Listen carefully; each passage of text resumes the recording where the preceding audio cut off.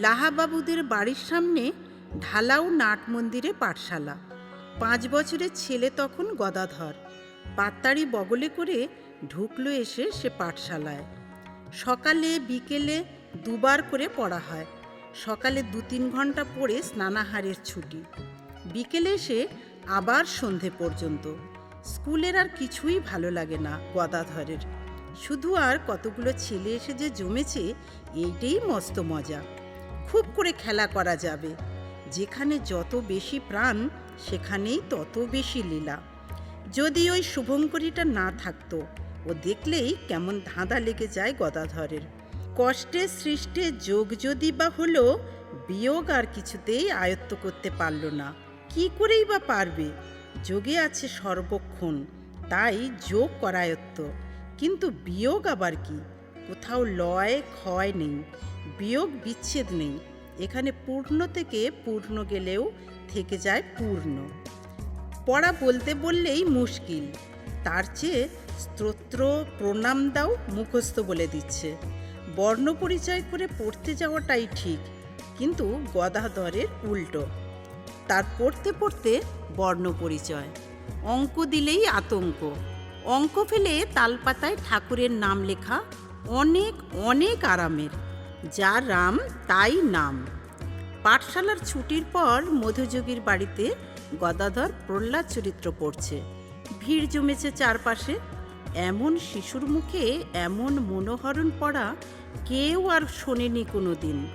কাছাকাছি আম গাছের ডালে বসে এক হনুমানও শুনছে সেই পড়া, সেই স্বরলহরী। হঠাৎ সে হনুমান এক লাফে নেমে এলো গাছ থেকে। শিশুর কাছাকাছি এসে তার পা ধরে বসে পড়ল। গদাধর বিন্দুমাত্র ভয় পেল না, বরং হনুমানের মাথায় দিব্যি হাত ঠেকিয়ে আশীর্বাদ করল। হনুমান যেন চিনতে পেরেছে রামচন্দ্রকে।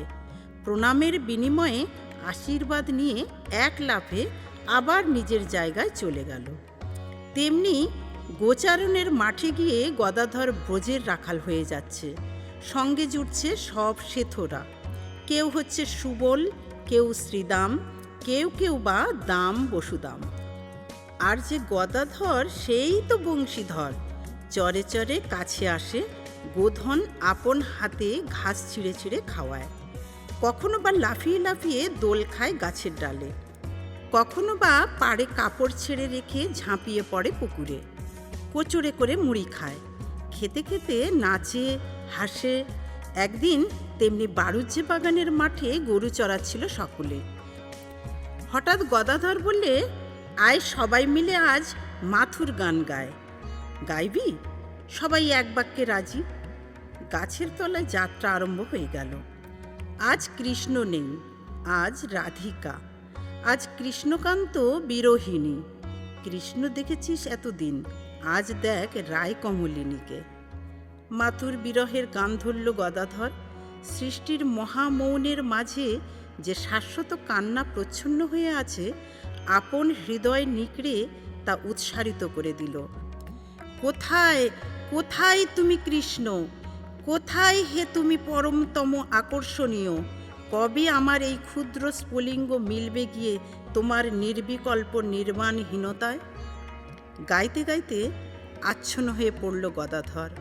বাহ্য চৈতন্য রইল না। শেথরা অস্থির হয়ে পড়ল। ওরে গদাই, কি হলো তোর? কেন এমন করছিস? চোখ চা।